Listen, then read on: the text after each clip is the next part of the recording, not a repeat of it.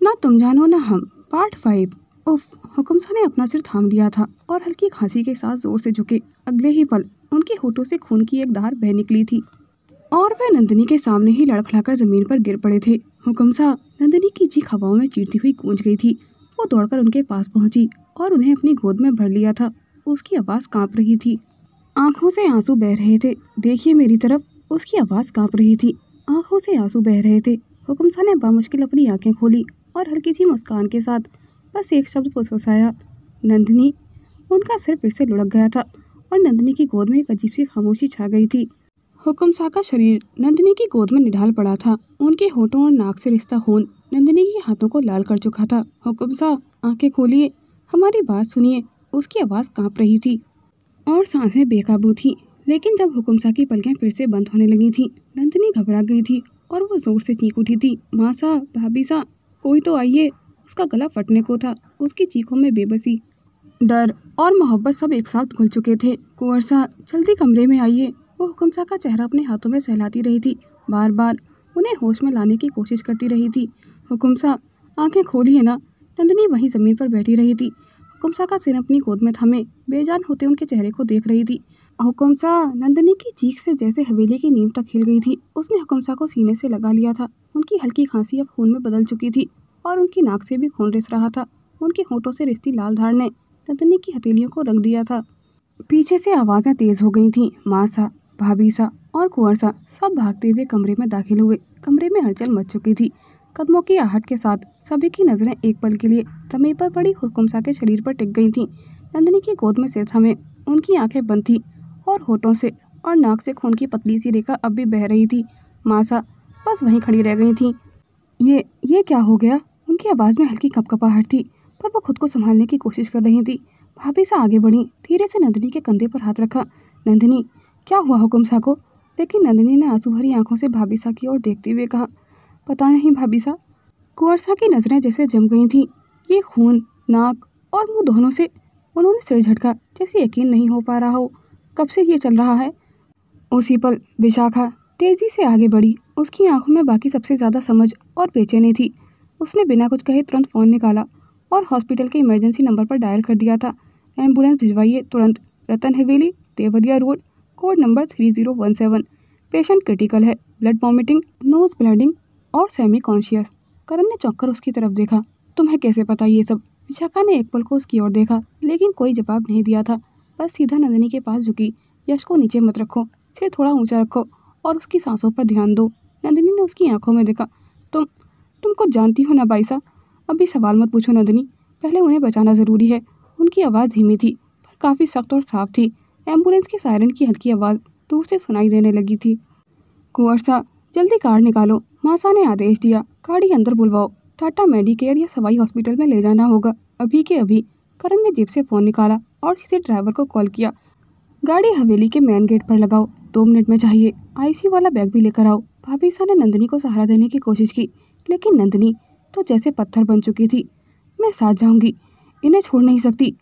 उसकी आवाज़ टूटती हुई निकली थी। हुकुमसा को बड़े ध्यान से उठाया गया था और नंदिनी उनके सिर को सहलाती हुई उनके साथ कार में बैठकर चली गई थी। ड्राइवर ने बिना कुछ पूछे ही सीधा जयपुर की ओर गाड़ी मोड़ दी थी। हुकुमसा बिल्कुल बेसुध थे। ऑक्सीजन मास्क लगाया गया था। नंदिनी उनकी छाती पर कान टिकाए बस उनकी सांसों की आवाज़ सुन रही थी। आप कुछ मत कहिए, बस बस सांस लेते रहिए। उसने रुमाल से उनका खून पोंछते हुए अपनी आंसू रोकने की कोशिश की, लेकिन उसकी पलकें बार बार भीगती जा रही थीं। जयपुर सवाई हॉस्पिटल के सामने एम्बुलेंस मोड़ की गई गाड़ी हॉस्पिटल के सामने रुकी। पहले से अलर्ट डॉक्टर और नर्सें स्ट्रेचर लेकर बाहर खड़ी थीं। Yashvardhan Singh, yes, critical bleeding, internal और ओरल। विशाखा ने रिपोर्ट फॉरवर्ड करते हुए कहा। हुकुमसा को स्ट्रेचर पर तेजी से आईसीयू की ओर ले जाया गया था। नंदिनी उनके साथ भागती ही जा रही थी। उसकी आंखें भर आई थीं, लेकिन आवाज़ नहीं फूट रही थी।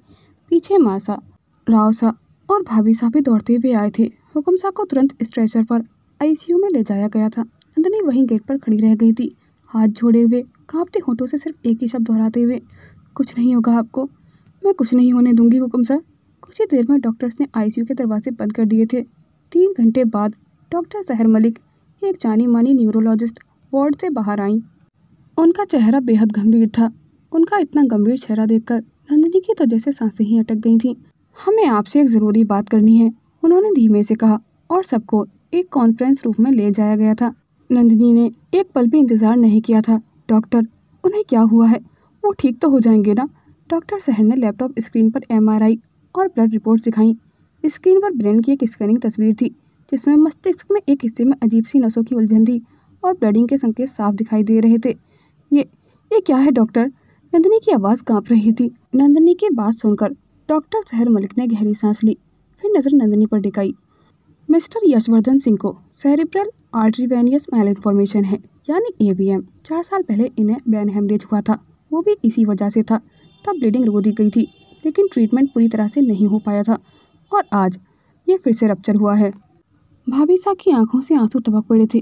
कुंवर सा ने दीवार पकड़ ली थी, जैसे ज़मीन खिसक गई हो। तो अब? नंदिनी ने लगभग फुसफुसाते हुए पूछा। अब क्या होगा? डॉक्टर सहर ने सिर झुकाया। इस बार ब्लीडिंग थोड़ी ज़्यादा थी, लेकिन हमने तुरंत इंटरवेंशन किया है। हम कोशिश कर रहे हैं। ब्रेन में एक रेयर AVM है जो फट चुका है। अगर 72 घंटों में भी ब्लीडिंग नहीं रुकी तो वो कोमा में जा सकते हैं या बुरी तरह से पैरालाइज हो सकते हैं। उन्हें ICU में रखा गया है, लेकिन अगले 24 घंटे बेहद क्रिटिकल हैं। मगर वो रुकी। कमरे में सन्नाटा छा गया था। अगर अगली बार क्या डॉक्टर, बताइए ना? अगर अगली बार ये रप्चर हुआ तो उनके बचने की संभावना 5% से भी बहुत कम होगी। 5%? उस एक शब्द ने जिससे पूरे ज़मीन का वजूद छीन लिया हो। नंदिनी वहीं अस्पताल की बेंच पर बैठ गई थी, जैसे उसके पैरों से जान निकल गई हो। ब्लीडिंग अगर ब्रेन स्टेम तक पहुंच गई तो उन्हें बचाना लगभग नामुमकिन हो जाएगा। न्यूरोलॉजिकल डैमेज भी परमानेंट हो सकता है। क्या इसका कोई इलाज नहीं डॉक्टर? राव सा हुक्म सा के बड़े भाई ने पूछा। है, डॉक्टर सहर ने कहा, लेकिन जोखिम बहुत ज़्यादा है। एंडोवैस्कुलर एम्बोलाइजेशन है और उसके बाद गामा नाइफ सर्जरी करनी होगी। एक छोटी सी चूक भी जानलेवा हो सकती है। नंदिनी के होंठ कांप रहे थे। उसने दोनों हाथ जोर से भींच लिए थे। जो करना है कीजिए डॉक्टर, बस उन्हें कुछ मत होने दीजिएगा। कॉन्फ्रेंस रूम से एक पल को सन्नाटा छा गया था। नंदिनी का चेहरा पत्थर जैसा हो गया था। उसके होंठ कांप रहे थे, लेकिन उसने खुद को संभाला। 5%? वो उठी, सीधा ICU के बाहर चली गई थी। ICU के कांच के उस पार हुक्म साहब वेंटिलेटर पर थे। उनकी आंखों पर पट्टियां थीं। नंदिनी दीवार के सहारे खड़ी हुई थी, चेहरे पर आंसुओं की लकीरें और हाथ अभी हुक्म साहब के खून में रंगे हुए थे। उसकी आंखें ICU के बंद दरवाजे पर टिकी हुई थीं, जैसे पलकें झपकाई तो कोई बुरा सपना सच हो जाएगा। भाभी सा अपनी ओढ़नी से नंदिनी के हाथ पहुँचती रही थी, पर खुद के आंसू नहीं रोक पा रही थी। हमें नहीं पता था नंदिनी कि हुक्म साहब इस हालत में हैं। उन्होंने कभी कुछ क्यों नहीं बताया? उनकी आवाज़ टूट रही थी। कुंवर सा गहरी सोच में डूबे हुए थे।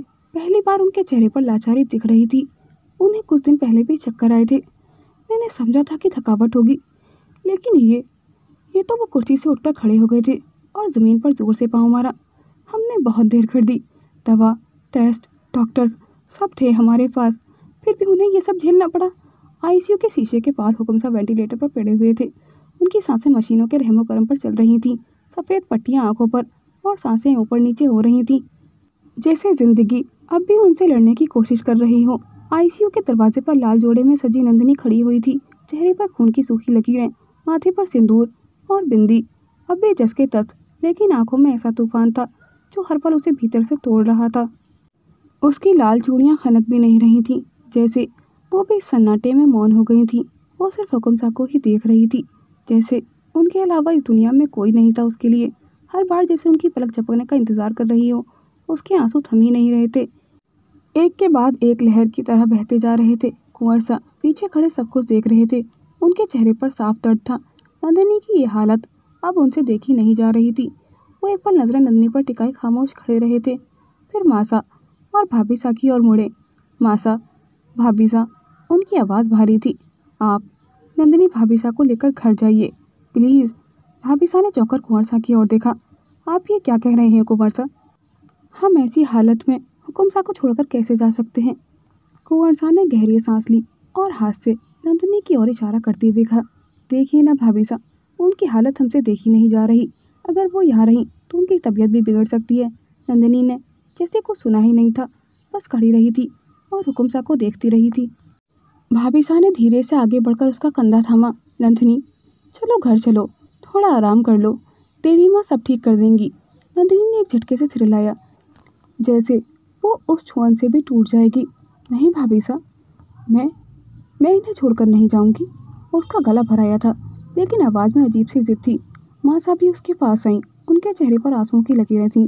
बेटा, तुम कमज़ोर नहीं पड़ सकती। अगर तुम कमज़ोर हो गई तो हुकुमसा को कौन संभालेगा? नंदिनी धीरे धीरे नीचे हॉस्पिटल की बेंच पर बैठ गई थी। अपने घुटनों में चेहरा छुपा लिया था।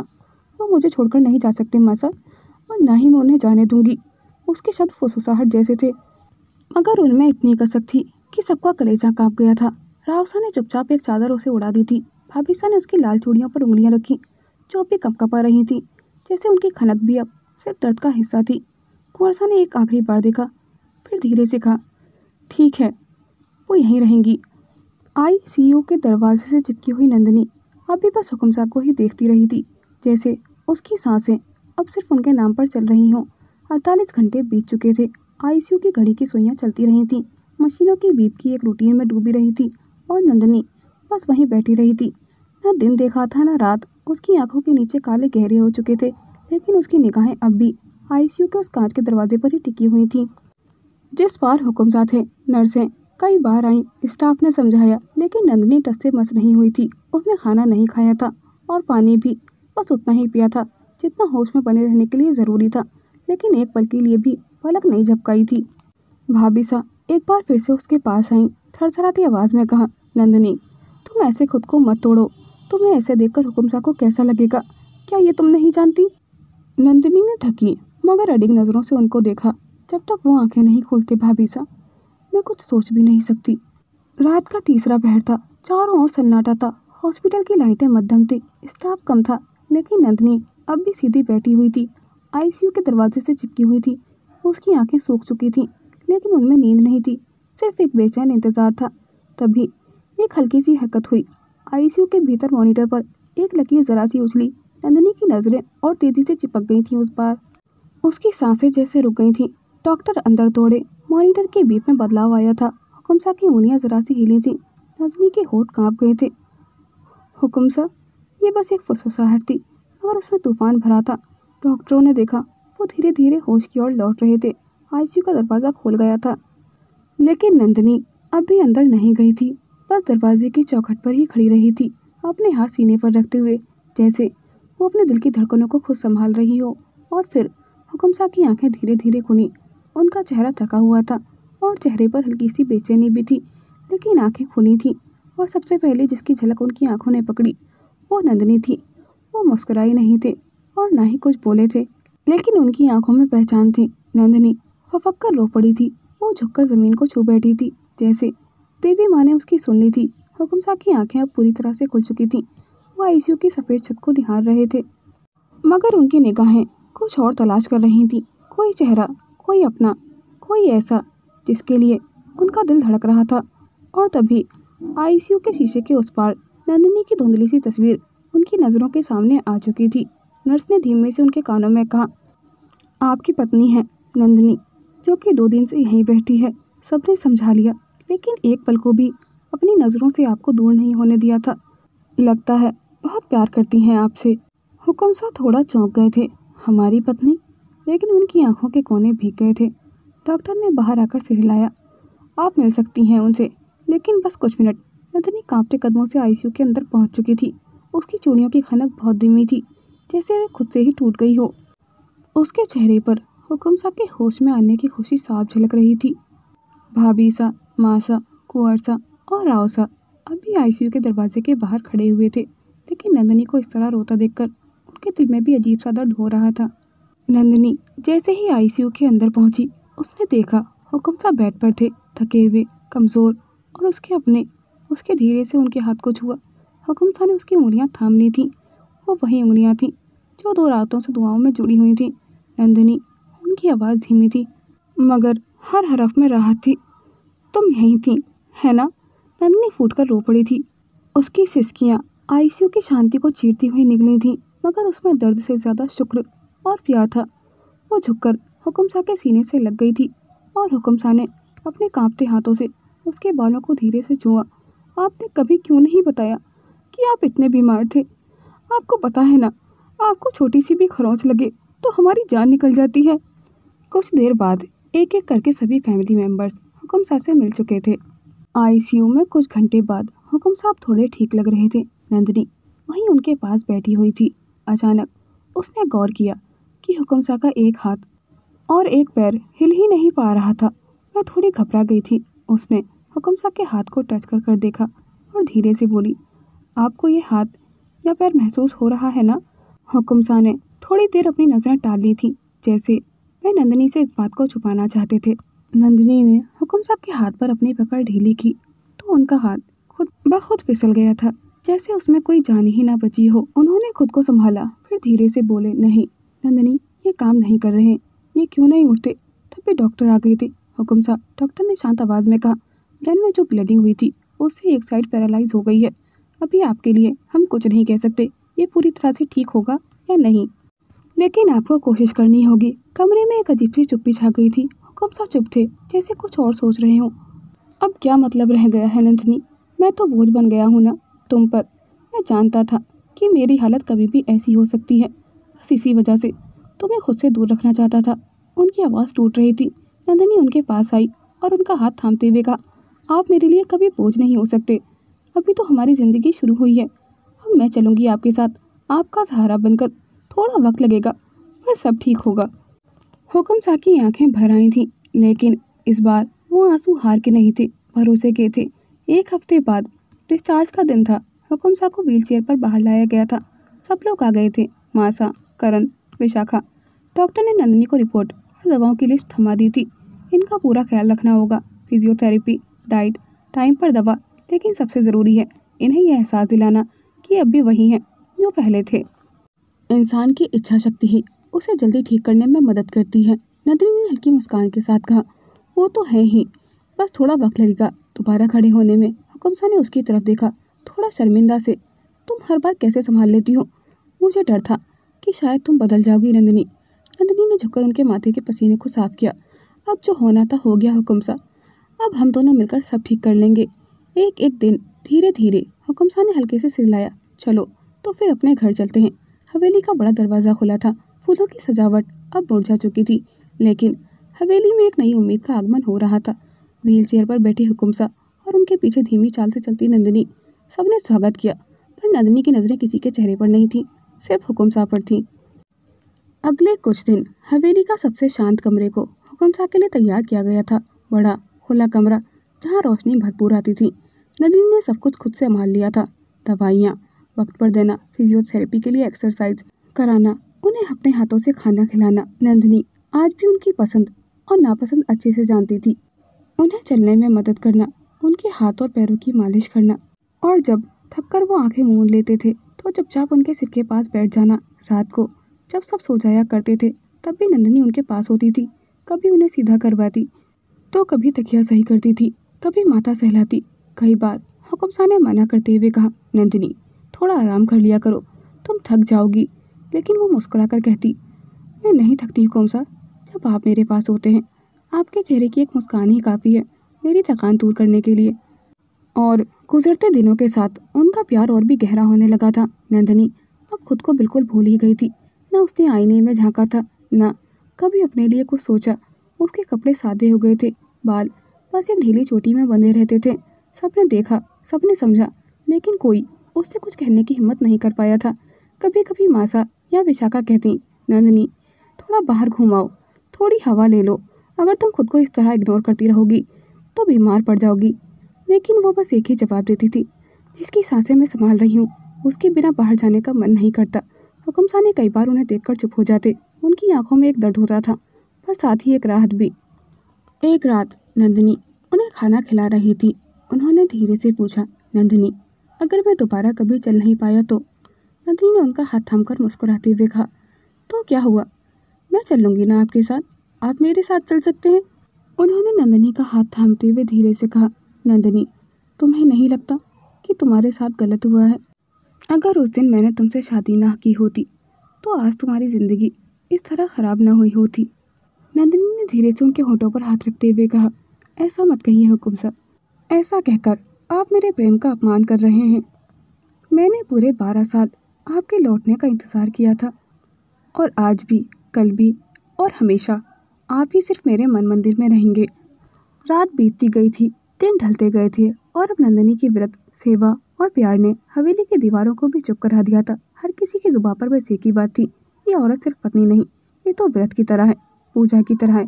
और हुक्म सा वो हर सुबह उनकी ओर देखकर जीना सीख रहे थे।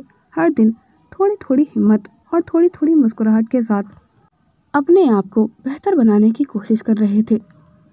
उनकी हालत में अब पहले से ज़्यादा सुधार आ चुका था, लेकिन वे अब भी पूरी तरह से ठीक नहीं हो पाए थे। 2 महीने बाद सुबह की हल्की धूप थी।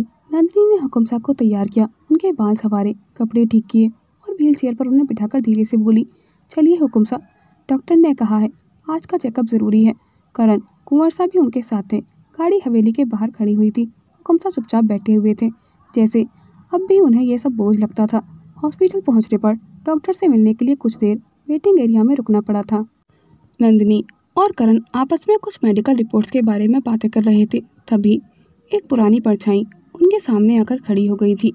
वह नंदिनी, एक जानी पहचानी मगर कड़वी आवाज़ गूंजी, रुद्र प्रताप। वो पूरे आत्मविश्वास और घमंड के साथ खड़ा हुआ था, आंखों में वही पुराना जहर लिए। उसकी नज़र सबसे पहले हुक्म साहब पर पड़ी। व्हील चेयर पर बैठे थे, शांत, कमज़ोर, लेकिन अब भी गरिमा से भरे थे। फिर उसकी नज़र नंदिनी पर गई। आंखों के नीचे थकान, सादगी और चेहरे पर वही समर्पण था। तो ये है तुम्हारा राजकुमार, उन्होंने हंसते हुए कहा, जो अब खुद चल भी नहीं सकता। वो तुम्हें क्या ज़िंदगी देगा नंदिनी? तुम जैसी औरत तो रानी बनने लायक थी, और देखो किसकी सेवा में लगी हो। ये आधे शरीर का आदमी, कितना गिर गई हो नंदिनी। करण गुस्से से खड़ा हुआ, रुद्र। लेकिन नंदिनी ने इशारे से करण को रोक लिया था। वो धीरे धीरे रुद्र की ओर बढ़ी और उसके सामने जाकर खड़ी हो गई थी। रुद्र प्रताप। नंदिनी की आवाज़ शांत थी, लेकिन हर शब्द जैसे सीधा दिल पर वार कर रहे थे। नंदिनी ने हुक्म साहब की व्हील चेयर को पकड़ा और रुद्र प्रताप को इग्नोर करते हुए आगे बढ़ने लगी थी, लेकिन रुद्र प्रताप ने फिर से उसका रास्ता रोक लिया था। क्यों नंदिनी, अब तुम्हारे पास कहने के लिए कुछ नहीं बचा? नंदिनी ने गहरी सांस ली और खुद को काबू करते हुए धीरे से कहा, तुम्हें शायद प्यार की भरी भाषा कभी समझ ही नहीं आई रुद्र प्रताप, इसलिए आज भी तुम ताकत, शरीर और नाम से आदमी को मापते हो। रुद्र ने जहर भरी हंसी हंसते हुए कहा, तुम सच में इस शादी को निभा रही हो नंदिनी? उसकी आंखें हुक्म साहब की तरफ इशारा कर रही थी, एक अधमरे आदमी के साथ जो अपना मर्द कहलाने के लायक है और ना पति। तुम्हें अब भी उम्मीद है इससे, लेकिन तुम्हारा क्या नंदिनी, तुम्हारी ख्वाहिशों का क्या? वो नंदिनी के थोड़ा पास आ गया था और धीरे से फुसफुसाया, सुना है इसका एक साइड पूरा ख़त्म हो गया है। मतलब अब तुम्हारी ज़रूरतों का क्या होगा नंदिनी? अब कौन पूरी करेगा तुम्हारा हक? उसके लहजे में गंदी नियत और बेहुदा मजाक था। नंदिनी कुछ पल तक उसे देखती रही थी, जैसे वे यकीन नहीं कर पा रही थी कि किसी इंसान की सोच इतनी घिनौनी कैसे हो सकती है। वह गहरी, शांत, बर्फ से ठंडी नज़रों से देखती रही थी उसे। फिर उसने एक कदम रुद्र के और पास जाकर कहा, रुद्र प्रताप, तुम्हारे जैसे लोग सिर्फ जिस्म का रिश्ता समझते हैं, इसलिए तुम्हें प्यार कभी मिला ही नहीं। हुक्म साहब मुझे अब भी वैसे ही देखते हैं जैसे पहले दिन देखा था, इज्जत के साथ। और तुम्हारे जैसे लोग जो औरत की भूख की बात करते हैं मगर खुद रिश्तों के भूखे होते हैं। नंदिनी की आंखें डबडबा गई थीं, लेकिन लहजा बिल्कुल सख्त था। और तुम शायद औरत की प्रेम भावना को नहीं जानते। जब वो एक बार किसी से प्रेम कर लेती है ना, तो फिर कुछ नहीं सोचती। और जिस औरत ने प्यार को सेवा बना लिया हो, उसे किसी की मर्द की ताकत की ज़रूरत नहीं होती रुद्र, सिर्फ साथ चाहिए होता है, और वो मेरे पास है। हॉस्पिटल से हवेली लौटने के बाद शाम के समय नंदिनी हुक्म साहब को व्हीलचेयर पर लेकर उनके कमरे में वापस लौट आई थी। उसने बिना कुछ कहे बहुत प्यार से प्लेट में खाना निकाला और उनके सामने बैठ गई थी। उसने हुक्म साहब के चेहरे को ध्यान से देखा। ऐसा लग रहा था जैसे हुक्म साहब किसी गहरी सोच में थे। नंदिनी ने मुस्कुराकर पूछा, क्या हुआ हुक्म साहब, आप क्या सोच रहे हैं? लेकिन हुक्म साहब ने उसकी बातों का कोई जवाब नहीं दिया था। वह चुपचाप उनके पास आकर बैठ गई थी। थोड़ा सा खाना खा लीजिए, मैंने खुद बनाया है। उसकी आवाज़ में वही प्यार और नरमी थी। हुक्म साहब चुपचाप उसकी ओर देखते रहे थे, जैसे नजरें कुछ कह रही थी, थकी हुई पर उदास और भारी। नंदिनी ने जैसे ही एक निवाला उनके मुंह की ओर बढ़ाया, हुक्म साहब ने उसका हाथ झटक दिया था। नहीं चाहिए। आवाज़ धीमी थी मगर सख्ती से भरी हुई थी। नंदिनी उनका ये व्यवहार देखकर हक्की बक्की सी रह गई थी। उसकी आंखें भीग गई थीं, पर वह कुछ बोली नहीं थी। क्यों कर रही हो ये सब नंदिनी, किसके लिए?